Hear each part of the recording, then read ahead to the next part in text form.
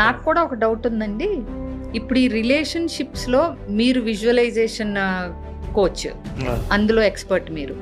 So relationships బ్యూటిఫుల్గా అవ్వటానికి visualisation కూడా ఏమన్నా తోడ్పడుతుందా కపుల్స్కి అనేది నాకు ఎప్పుడు ఒక డౌట్.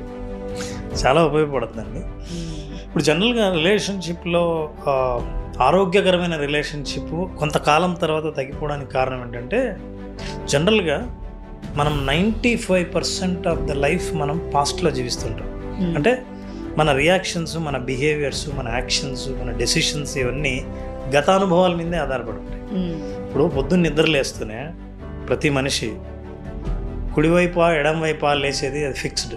ఎంత బ్రేక్ఫాస్ట్ చేస్తారో మీ రియాక్షన్స్, మీ యాక్షన్స్, మీ రిలేషన్షిప్ ఇవన్నీ ఫిక్స్డ్. కొంతకాలం తర్వాత your life become mechanical. So మీరు ఏం చేయాలనుకున్నా గతంలో మీ అనుభవాలు ఉంటాయి కాబట్టి